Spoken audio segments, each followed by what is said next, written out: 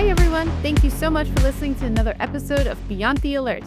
Joining me today is Amraen, Cybersecurity Executive and SOC Director at CommandLink, where he leads security operations, IR, and governance initiatives. Welcome, Austin. Thank you. Thanks for having me. Really excited to go through this and kind of share what I know. Likewise, thanks for joining. Let's dive in. What is the biggest misconception that security leaders have about building a SOC? They think it's bigger than it actually is. I think a lot of people look at the SOC and they go, I have to have all of this in place. I have to have this. I need these tools. I tell people you got to start small. You just need someone looking at alerts, looking for information, looking for just kind of looking first. Then as you grow, you get to start understanding what your needs are, what the wants are, and what kind of separates you from, okay, do I need 20 people to make this giant operation for my 200-person company or for my clients? Start small, then scale big. Okay. And what is small? Small can be one or two analysts to start. Honestly, that's the best way. When you're going to get those first analysts, though, you got to have someone I call a builder. That's very important to me. You don't want an analyst that's just, I've sat in a chair for 10 years and I've done what the playbook says. I've only know what the playbook says. You need someone who says, hey, I've built the playbook, or I can create new ideas. You need someone who can build and someone who can adapt to a new challenge. That's a great point. So, given you've built SOC teams from the ground up multiple times, what is the most underrated skill that you look for when you're hiring an analyst?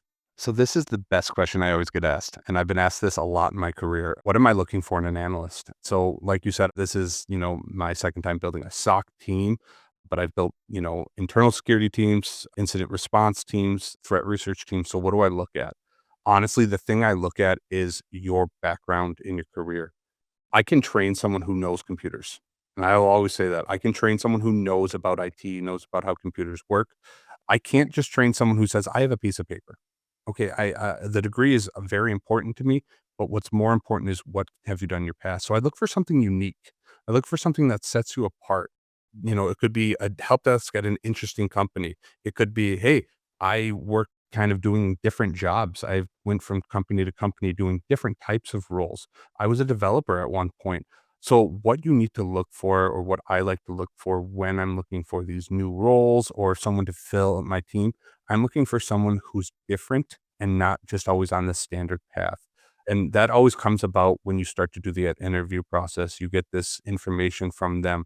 You get to see what their thought process is. I tell people the interview isn't always the technical part. The interview is you showing me that you provide a different value than I can get from 30 other people.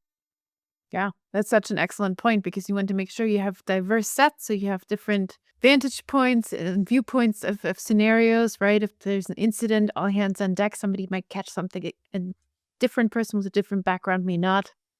Exactly. The different diverse sets, the different knowledge, the different, places they've been can all change how they look at an alert. And kind of ancillary to that, a lot of the guests tell me about mission driven organizations or having a mission to tie to. What are your thoughts on that? I think it's great. I think you also have to have your own team's mission, right? You have to have the mission of the company, but you have to have your team's mission. You also have to look at the individual's mission. What do you want to accomplish for your team, and what does that individual want to accomplish in their career? You get the best from an analyst when you help them accomplish a career goal and not just a goal that the company is trying to provide as well. Both goals can go hand in hand, but you have to provide the means to meet both goals. Yeah. And what is one process or framework from your Navy background that you still apply to security operations today? So in the Navy, I was a intelligence analyst. I loved it. Cryptologic technician was the actual title. I had a chief and an officer and a captain. There's these three people that kind of really shaped my career in that mindset. They taught me two things that I carry over: micro, macro. When you're an analyst, whether it's cybersecurity or intelligence, you're looking at a very small thing. A lot of people focus and tunnel vision on that small thing, and you need to widen your vision. You need to look at the bigger picture. When someone sees an alert, for example, they'll go, oh, this computer's being affected. Okay, so let's work on that computer. That's great. You're looking, that computer's affected. But did you look at the bigger picture? Could there be other things being affected that you're not seeing? How did it get infected? What world are we looking at? Is there something open? right? While you look at that near the end or kind of in the middle of the process, the other thing is why. My chief and my officer, they would always tell me, hey, you need to know why. Why is this happening? Why is someone doing this? Why is this action being taken place? When you know the why, or you can at least understand why there is the why, it really kind of takes you down a path of fixing a problem. You don't want to be a band-aid for a solution. You actually want to be the solution. And that's a really interesting nuance, right? Because if you have to have your diverse, unique background that you bring to the table. You need to be curious. Another factor. I hear a lot of the guests saying you need to have people who are curious and want to understand just that, right? The why. And that also requires you to not just be highly technical, but to have the ability to put yourself in someone else's shoes, right? Exactly. I think one of the biggest problems we see in the field to this day with analysts is an analyst can't put themselves in a user's shoes very often. You need to be able to understand the common user. I worked at Geek Squad for a little bit of time. The whole reason I chose Geek Squad in my career was to understand how the normal person, the average person thinks, acts, and works on a computer. When you can understand that, you have a better understanding of what you're actually looking at. Interesting. Geek Squawk is just making me think of the TVs and where do we hang the Yeah, TV? it's a whole diverse set of skills, to be honest with you, but it's worth it early in your career. Absolutely. Because everything adds and brings value to the table, right? When you're in a career, you might not always think so, a specific job, but after the fact, you look back, sometimes the companies that had the most issues taught you the most value. So, how do you balance the need for speed and incident response with the need to develop your team's capabilities? This is hard. This is probably one of the most difficult things because you need to get things done. The problem is when you go too fast. If you go too fast, you have a better chance of missing things. This is where, to me, writing reports during and after are important. Too many people focus on after action report, which is absolutely important, but you need people to write reports while it's happening. While it's going on, you need to bring on more team members to get more eyes. So one person's kind of going, okay, we're fixing the problem and fixing the problem. As they're going fixing the problem, you have other people looking around the problem. You also have to make sure, hey, when you're looking or you're doing something, document it. Document everything you do. Now people go, well, that's going to slow things down. It's going to take an extra 10 seconds to say, I'm doing this, I did this, I'm taking this action, or hey, I saw this, don't know if it's related. One of the problems that comes with that is you get to that after action and you get to what capabilities do we have? What are we missing? You get a better understanding of, hey, we're missing this tool here, or we're missing this, right? One of the benefits I have my own dev team at CommandLink. I have an entire sector of dev team for security. And when I go, hey, we're missing this, or this isn't working, I get to go back to them and I go, can we build this? Can we make this happen? Can I get this information? And that's when I get from them, yeah, we can get that, and you improve the capability. Sometimes the capability isn't buying a new tool. Sometimes it's training. Sometimes it's just getting the data you need. And when we pull that apart a little bit further, so you're saying essentially that if you only have the after the fact report, you miss a lot of those threads that can help you improve forwards as well, right? That at the end you might not recall because you're scrambling. Yep, because you're only looking at what happened after, and a lot of times you're forgetting what happened during and before. It's a great approach. What do you do to prevent burnout when your team is constantly firefighting? This is interesting. Burnout is a big problem. I went to DEF CON a few years ago. It's one of the main topics you'll actually hear at any cybersecurity convention. Anything related to analysts is burnout. Burnout to me is actually a big problem of management. As a manager, as a person who's running my team, that's my responsibility. You need to have open communication with your analysts. Are you being burned out? Is something wrong? Is there too much? You also have to listen. I think one of the biggest things is if you don't listen to people, if you don't listen to your analysts, if you don't hear their problems and actually take them into account, you're not going to help. I have a rule with my analysts that I say, you have to go eat lunch every day. I will refuse if you have to eat lunch every day. And people go, why is that so important? Because it's just a little thing. Lunch is a little thing. I even, in all my roles, I know how to be a SOC analyst.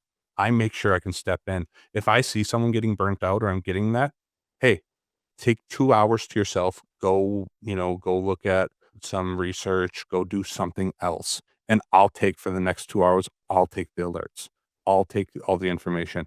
That shows a lot of my analysts, hey, I'm willing to step in for you. I'm willing to be there. So when it comes to burnout, you have to take the responsibility as the manager to take the pressure off of them. Do you need to hire more people? Do you need to clean up some processes? And I'll say this, don't clean up processes to go, oh, well, now we can add 2 more customers to this analyst because, we cleaned up all this room. You're not decreasing their work. You're just adding more, and they just have to do slightly less per customer. You're not helping in the long run. That's so relevant for the startup world, frankly, where you free up someone's time and they go, great, here, you can also do these 10 things, right? It's like, no, I can't. The multiple hat problem is my thing. You can't expect everyone to have multiple hats for too long. It's good for a while, but it can't be forever. Yeah, and I think the current mindset post COVID is that as well, right? Where it's keep piling on because people are remote, we can't see them burning out, and somebody needs to get it done. But there is that significant point of diminishing returns where you're ruining someone's career essentially because they just keep saying, "Yep," because the intention is, "I have to do this. This is the culture. It's a startup." No. One of the things I always like to say about that is my team, every time I hire a new analyst, they find this weird. I ask them, what's your goal? What's your career goal? And they start to tell me about what they want to do here. And I said, no, no, no, no. What's your career goal? And they'll say, what do you mean? I said, do you want to go in threat research? Do you want to be a manager? Where do you want to go? And then they tell me. I think one of the best things is I tell people as a manager, my job is not to keep you in your chair. My biggest thing, and this makes me proud every day because I get to see all the analysts I trained before, is I get to see your next role on LinkedIn say director, team lead, threat analyst, senior threat analyst. I get to see your career grow. To me, that's the biggest accomplishment as a manager.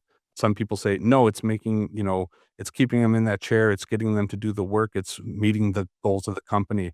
To me, the best job you can do as a manager is getting them to their goal just so you can watch all the people you've kind of worked with grow to their potential that they can have. Yeah, and that goes back to your point about you need to be tied to the company mission, team mission, but also what is your mission, right? And keeping that in mind. And I think it also shows that when your team members are surprised when you first ask them that, very few do, right? Yeah, you don't hear it a lot. I didn't hear it a lot in my career until, I heard it a few times in the Navy, but I heard it later in my career a few times and it kind of stuck. Awesome. Where does AI fit into all of this in your mind in terms of burnout, what's happening? Because as a marketer, we know everyone's searching on burnout. And when you tell this to your CEO, a lot of times, yes, it's such a buzzword, but it's a problem, right? It is a problem. AI can help. I always say this, AI doesn't replace, it helps. It has to be there to help the analyst, but you need to also kind of look at how often are they using it? Is it, if they're using AI so much and it's just information overload, if it's kind of becoming a bigger problem, that's going to be one of the things. But you can also use AI to take away some of that burnout. Hey, AI can analyze that faster. AI can give you the response instead of, hey, I see this alert. I need to go to 3 websites. Maybe you need to go to the one, or maybe we're going to provide that information right in that alert for you so you can now understand. But it goes back to you need to listen to your analysts. You need to understand their workflow. And if they say these are the important things, right? Maybe it's IPs, maybe it's one of the MITRE ATT&CK framework techniques, maybe it's something like that. Then you can kind of pinpoint that, say that's what's giving you the most time and most pain. Let's have AI might take that over, give you some, information to supplement the alert. And now, hey, now my workflow is going faster. Now I'm feeling more comfortable. It's not, hey, I'm not moving alert to alert to alert every 2 seconds. Now I've got, 5, 6 seconds between alerts so I can breathe. Absolutely. So walk me through how you decide which security tools deserve a place in your stack versus ones that are just adding more noise. That takes a lot of time, but always review 3. I'll always say this, always review 3 tools. You need to always look at 3 different tools. What you need to look at, what's the problem? How are you trying to solve it? Can you solve it another way? Does it have to be a tool? And if you are adding a tool, what value does the tool bring? It's very interesting because I do our internal cybersecurity, and I also have external, right? Creating my own security product for CommandLink. I kind of I do both worlds here. When I'm reviewing for internal cybersecurity and my internal security team, the tool is what goal does it accomplish for the company? Does it kind of help beat a capability that we're having. What's the risk of that capability, right? What's the risk of not having it versus having it? Take the analysis, do the data. Data is the most important thing you're going to have. If it's I'm going, hey, I need a phishing tool, how much phishing is coming through? Well, have we configured the phishing tools we already have? That's not working. Then you got to take the steps to go, which tools can I go with? Which 3 tools are we going to look at? What's the good things they've done, bad things? Have they had any recent issues with data? But when you're looking at an external SOC, like with a product I sell, if I go, okay, I want to add this to my stack, one, where is the market there for it? Two, how good are they? Right? If I have to trust it for the customer to buy it with me and my team to manage it, how good is it? I will say I will never put a tool on my stack that I wouldn't use in my own company or my own life. Yeah. So you've operationalized SIM, NDR, MDR, and XDR solutions. What's the biggest gap between vendor promises versus actual performance? The biggest gap I see is actually more towards analysts. For me, I've always said I will not do the tier 1, tier 2, tier 3 model. I hired tier 3, even a tier 2 that is more of a tier 3. A lot of you'll see with these vendors is, "Oh, we'll get a response within 20 minutes. We'll do a response within an hour." The problem is that that gets looked at the 15, 20-minute mark, maybe even 30-minute mark. But then, okay, well, I don't know it, so next person. Well, they might know it. Well, then next person. And now I've had 2, 3 hours in between this alert and 3 people looking at it, and it's going through all these peoples, changing hands. You kind of lose that. So when you look at it, we kind of built everything as a single pane. Everything, all the information we have goes into one spot, one dashboard, one center of information. And I always have a tier 2, tier 3 analyst always looking at it, knowing what they need to and understanding it. And then we have direct lines of communication with customers and other analysts. To me, that's where the capability really is and where the vendors kind of are starting to miss it a lot more, where they go, our tool can do this and our tool can grab this information, but okay, you can do it, but how fast are you actually reacting? Is the reaction you're getting from someone who knows or someone who I just have them in a chair to be in a chair? Interesting. Yeah. So it's certainly an important nuance to think about. What's the most impactful change you've made to reduce that alert fatigue without increasing risk? This is actually goes back to a lot of making sure that the analysts are covered, have time, and making sure that the tools I have in place and the data and the analytics I've set are still meeting the goal. Getting feedback from an analyst and all your analysts, you need to meet with them one-on-one, you need to meet with them as a team and what's working, what's not, what's causing the most noise, why is it causing the most noise, and how do we solve that noise for you? Honestly, the biggest way to reduce it is just getting with your analyst and saying, "Where's the problem? How can we solve it? And if that is the problem and it can't be solved, what can we do to better the life?" You gotta hear it right from their mouth. You gotta hear it right from them. You gotta hear what's going on in their world.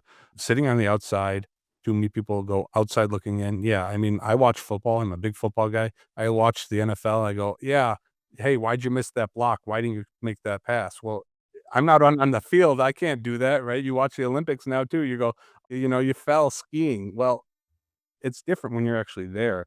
So you got to talk to the people who are there and understand what they need to make that happen. Absolutely. How do you maintain visibility and control when you're managing security for organizations with vastly different tech stacks and requirements? You need to kind of get a personal touch. You need to understand, one, it's understand what they have. And it's not just write it down and understand, actually get a deep understanding of what they have and how they use it. If someone has a tool, you need to know how they use it. What's the intended use for the tool and why did they buy it? When they go, okay, well, we have Linux machines, Mac machines, Windows, we have all these machines. Okay, are they separated in groups? Hey, I only use Linux for my servers, and Mac is only for the people who are in marketing, and Windows everyone else uses. It's actually getting an understanding of how the stack works more than it is about the stack itself. Everyone's going to have a completely different stack. Everyone's going to have a completely different set of tools or different technology they use. A lot of it is kind of sitting down with a customer and going, "Okay, let's go over it together." Every customer has to be treated as an individual. You can't treat it as, I have 10,000 customers and they're just 10,000 customers. Every one of them has a business. Every one of them is important. Every one of them deserves a sit down. I actually meet with every customer we have. Actually, I sit down with them in a meeting and meet with them so they know who I am. Yeah, because the context is really key as well, right? Yes. The context of why they have, and what's the kind of overall purpose. What mission does it accomplish? hmm And I think also with understanding the use case of technology, because everyone uses things slightly differently. To your point, like maybe the Mac computers are for marketing. That gives you that next level of detail. Okay, what does that look like in the environment? How is it being used? The potential vulnerabilities, right? Yeah, and it also helps you solve something faster. If I know that, hey, there's a Linux problem, I know it's going to be this server. If I see a Mac problem, I know it's within this group. If I see kind of these individual problems, you get to solve it just a little bit faster. And you also get to provide that next level of context to your customer. Hey, I'm seeing a problem with this. This is the world it lives in. And could also help us. Obviously, certain departments are going to go to different websites or different places more. So it kind of gives you that overall idea of what's going on in your environment, the environment you're looking at. Definitely. So then how do you measure the SOC effectiveness beyond standard metrics like mean time to detect and mean time to respond? For me, the effectiveness of a SOC is their ability to learn. It's the feedback they give me. I ask every analyst, I want to know what could make our product better. That's one of the biggest things to me. You need to tell me what would make our product better, what would improve the product. And, a lot of things tell me, oh, hey, I saw this new kind of threat out there. It's a 0 day. Hey, this is how we could detect it. That gives me an idea that they know what's going on. The other thing is customer feedback. You need to ask the customer how they feel. And if it's an internal analyst, you need to ask the executive team or other teams around them, how are they doing? Do you like the work that you're getting from them? You got to get feedback from outside sources to kind of understand. I got a lot of great compliments from customers about the SOC teams I've ran. It's a great feeling to hear, hey, I talked to, this analyst and had a really good time. They jumped on a call with me and kind of explained it. That's kind of how you go with the effectiveness, because a lot of times people are going to go to someone they trust and someone who kind of provides that aspect. So for me, that tells you they're effective at their job. Yeah, that's such an important point because whenever I look at new technology or services, the team that has the best customer service and really cares and takes time to get to know what's important to me, the team, or the org is who I end up working with. Exactly. I think sometimes we get away from that by trying to drive revenue and drive a goal. Sometimes we forget that there's a personal aspect to it. Absolutely. So when you're translating complex security challenges for executive leadership, what is your go-to framework for making the business case? Data. Honestly, data is the biggest thing. You have to have data for over time. You have to have where that gap is, what that gap could cause. I don't like what ifs. I think what ifs are not great. You need to have real world solutions, right? When you come to that, you can't say, well, if this happened, it's all hypothetical. Okay, what's the odds of it happening? Why would they do that? You also could cite other cases. Hey, we saw this bank got hit with this recently. This is what it caused. For me, it's all about having data over time, having options. You gotta give them options. You can't just say, "I'm gonna go with this solution and have fun." No, give them options. These are solutions I looked at. These are the pros and cons. This is the gap we're covering. This is the risk we're taking, and here's a real world example. If you give them all that data, now they can make an informed decision. One, send it in an email, give them all that, but then schedule a meeting. Too many people just go, "Well, here's the email. It's all in the email." No, they're gonna have to ask you questions. Get that kind of conversation going. Yeah. And the important thing that you didn't cover in that, but it's insinuated, right, is that by offering multiple solutions and your thought process throughout each of those that's data driven, you're giving the executive kind of the decision power to say, yeah, you covered all the angles. I'm good. I trust you. And they can also feel more as though they're in the driver's seat still, even though you're making the decision ultimately, right? But they know that you said, hey, here's all the data. I'm including you. I want your thought process as well. And now they're happy, they're included, they have a stake in the game. Yeah, they love to kinda have the decision in front of them and be able to make it. The trust of your leadership is something that you don't wanna break and you don't want to hurt. You want to definitely give and keep that trust with them and let them know you can trust me with these decisions, but I'm going to be here to help you, to kind of guide you to where I think we should go based upon my expertise. Yeah, for sure. And then that also has a domino effect, I suppose, for the incidents when all hands are on deck. You need to manage up and down, and you've already established that rapport so that when you relay that information, it's a lot more streamlined of an approach where they already trust you, right? They're just saying, okay, what do we need to do? You guys are the experts. Yeah, you got to have that trust, and that way also when you solve something, like you said, when you have to solve something, they're not leaning over your shoulder, watching everything you do. They're kind of going, they're going to handle it. My team's going to handle it. I got a great trust with my current executive team, and it's shown in a lot of things I've had to do. Yeah. And I think as well with the team that reports to you, then they can see, when you've established that relationship with the other executives, you have it covered. So it kind of the trust goes both ways as well. Yeah, I even have some members of my team actually lead some initiatives to the executive team under my guidance to go, "Hey, I'm seeing this gap." I like to give them that little bit of experience going, "Hey, I'm gonna help you learn the skill." And it might take another week sometimes because it's, "Hey, you're showing this, but this is what you need to say, and this is how you need to frame it." And it kinda grows them, and it grows the executive leadership's trust in my team. So a lot of times they'll trust you, but they don't might not know everyone who's kind of working on it. When they get that kind of name to the face and understand, oh yeah, that was X analyst. They kind of did this for me and they helped me with this. So really made a difference. Absolutely. So now moving on to a different thread. Tell me about a time when your sock missed something critical and what did you change afterwards? Yeah. So past in the past, I've had a sock kind of miss something pretty critical, something that really kind of made a big difference in our customers' eyes. It's hard. It's hard to kinda come back. You have to really look at why it was missed. Was this a person missed something? Was this data missed something? Or was this, "Hey, our system just failed us."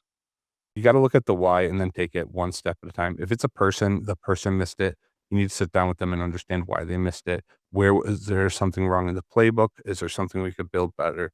If it's the system missed it, where in the system did we miss it and why? And how can we not miss it again? But you also have to set a realistic expectation with the customer when it comes to anything being missed. No one's 100%. You can't be. So you gotta set that expectation right away. But you also need to say, when we miss something, we will figure out how to fix it, and then we'll figure out how to never miss something like this again. Did you have to also rebuild trust with your team internally? Yeah, you have to reestablish some trust within your team. You also don't want them to get too discouraged. If they feel like, man, I can never come back for this, you gotta go, we'll learn, right? We'll learn from it. We'll all learn from it. This is a lesson learned you have to teach to your entire team. If one person messes up, it needs to be taught to the whole team and go, this is how we all can improve together. But also, you gotta make sure no one on your team kinda goes after that person who missed something, because that creates bad team kinda cohesion. One thing I'm very big on is my team talks to each other, has fun, jokes around. Everyone's kinda knows each other. Absolutely. And I'm sure you have some football fans on the team as well. Interesting, I've got all sorts of fans. So, one thing I tell people, you're gonna have people from all different walks of life. The one thing that can always connect people is music. So, I usually have analysts share a song that they like once a week in a chat, and then we all go get to listen to it on our own time. Music is different for everyone, but kinda connects everyone. I love that idea. Good thought. Looking at the current landscape of security operations platforms, what capability are most organizations still missing that would really transform the security posture? For me, we have a lot of tools out there, EDR, we have SIEM, we have phishing tools. The thing I saw missing, and the reason why I was brought on to CommandLink is because 'cause I've done building products, building teams, is the network aspect. Now, I'm not talking network security. I'm talking, right, the NDR piece that I provide. You'll get a firewall, and you can get the firewall configured, and, hey, the firewall's running. I've got a team configuring it, looking at it. But who's looking the logs? Who's monitoring what's going through, what's coming in, what's coming out? Who's monitoring all this information? Well, no, that's what the team who configures it does. No, they're looking at the firewall itself, right? It's like you have a mechanic and they're like, hey, I look at the car looks nice. You turn the car on, they're like, hey, there's errors. And they're like, yeah, my job is to make sure the car's running, but I don't know everything going on inside the car. I just know the car is running. I think a lot of companies are missing that, especially in the remote world now. You have people all over doing all different things, connected to all sorts of things. You need to understand what's going through your firewall, what's going through all your data, what are people doing? Hey, are people going somewhere they shouldn't be? Is there some bad sites? Is someone trying to kind of wiggle their way in? Do we have some ports open? Is there communications, right? C2 communications going through that we could detect just by watching the firewall logs and going, that's different. What is that? I think that's the biggest thing missing. Everyone's so focused on the device, the person, the identity, all very, very important. You need that, but it all has to go through something.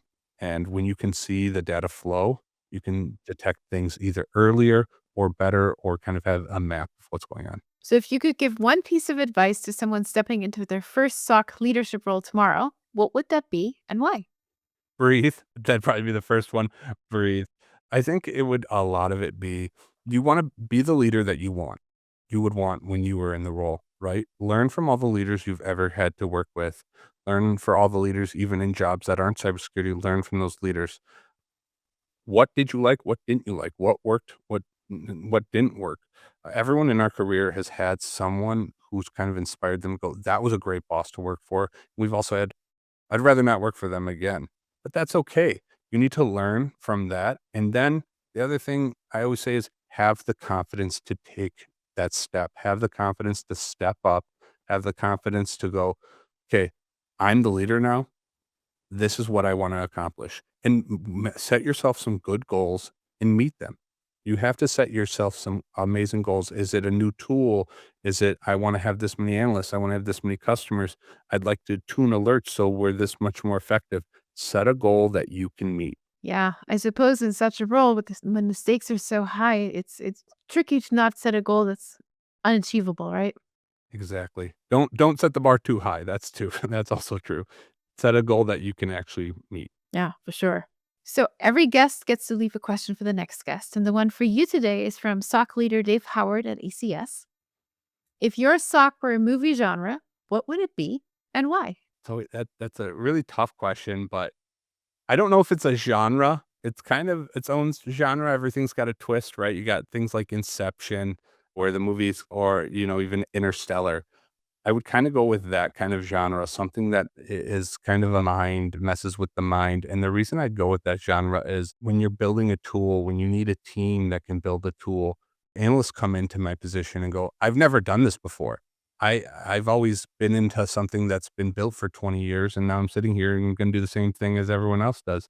So I think there's just this kind of first couple months where they go, I have more power than I know, and I don't know exactly what to do with it. And so they kind of step back and forth. And it's always my favorite time is when they kind of reach out to me the first time. They go, I have an idea. And I'm like, tell me. And I'm excited. And then I get on a call with them and I go, okay, let's make that idea happen. Or let's tweak it and make it better, maybe make it different. Or it's a good idea. Let's see where we can apply it maybe somewhere else. You get to watch them kind of glow. And I hear from every analyst, I never got to do this at my former job. I've always had to just kind of walk the line. So now they're learning not to walk the line anymore. They're learning to kind of create a path of their own. So it really messes with their mind for a long couple months. And then they start to kind of feel that rhythm. Awesome. I love the approach you took to this one. I was dying to ask you. You're up, Austin. What is one question you'd like to ask the next talk leader? I think the question I would be is, if you didn't have to do a degree, right? If you didn't look for a degree, what's the one role that you would look for in a resume that would stand out going, this is a person I would want to hire on the spot? What's that role, whether it be a title, a company, or just something weird they've done? What kind of is the one little weird piece that to make someone stand out? Interesting. So, do you have a take on that? Yeah. So my background's really weird, and that's why I always bring this up. I worked for a bomb squad for like 3 years. I made their X-ray equipment, and I did their tablets. that kind of made the x-rays. I went around and trained almost the entire United States Army on how to kind of x-ray bombs. So I did that for about 3 years. So And you have really good zen and take lots of deep breaths. yeah, I got to work with bomb squads, get calls at 2 in the morning going, "Hey, I'm in Afghanistan and I need this help x-raying this." And I'm like, "Yeah, you need to do this." And they're like, "Oh yeah, we see it now." And I'm like, "Great. You guys got it?" They're like, "Yeah, we'll diffuse it. Don't worry." I'm like, "Cool." So it's stuff like that. For me, I'm looking for someone who just did something different. I had an analyst at my previous role. She had a very interesting background working in schools and then working for like a winery and working for a couple other things and different kind of roles. And I said, "Hey, I've got this new role and I think you're the person." She had charisma because of her past roles. So for me, I'm trying to find the thing that just makes you wildly different than everyone else. It could be just working in an environment that no one ever thought a person could work in. And hey, that's going to make them have a completely different thought process than everyone I've ever met. Fascinating. I suppose that goes back to what is it? Over 80% of people don't end up working in the field that they studied. Yep. Yeah, it's very common. And for those people, if you get a degree in cybersecurity and you're like, "How can I get a job in cybersecurity?" My advice to you is start small, start at a help desk. Go start at help desk and learn how the operations work and work your way into cybersecurity. That's the best advice I'm going to give anyone. I get called probably every couple months about my nephew, my friend just graduated. How do they get a job in the field? They're struggling. I said, they could go work help desk for a little bit, understand what our environment is like, and then build your way to cybersecurity. Because then you have something to build off. Yeah, it goes back to your example of Geek Squad, right? Where Yes. you understand the very baseline users, how they behave, which helps you later on. Yeah, it was a big step in my career. I got to meet some really fun people, and as you can imagine, Geek Squad, you get to see a lot of interesting people out there, but a lot of fun people. A lot of not so handy folks. Yes, yes. Computers are kind of a mystery to people still, and sometimes you just got to help guide them through it, hold their hand. It's the same with AI. You get spammed the gamut, right? Oh, yeah. I remember when cloud came out and that was, "Where's the data?" You said, "The cloud," and then you had to explain that for 30 minutes, and they're like, "It's just floating?" You're like, "No, but we're not gonna go that far." But now AI is the thing of, "What is AI?" And I'm like, I don't really know how to explain it in a way that everyone will understand, but the best way to put it is, it's just it's like advanced Google. I always tell people, it's just advanced Google. It looks for everything for you and then tells you what it wants. It tells you the information. Yep. Sounding board. Exactly. Well, it's been a pleasure. Thank you so much for meeting with me today, Austin. Thank you, and, it's been a great time here, and I hope to see from you again. If our guests would love to connect with you somewhere, where should I send them? CommandLink.com, that's where you can. Reach out to me on LinkedIn. I always encourage people to connect with me on LinkedIn. I always like to see what people are doing. Fantastic. Well, thank you so much, Austin. Thank you. And thanks to all of our guests.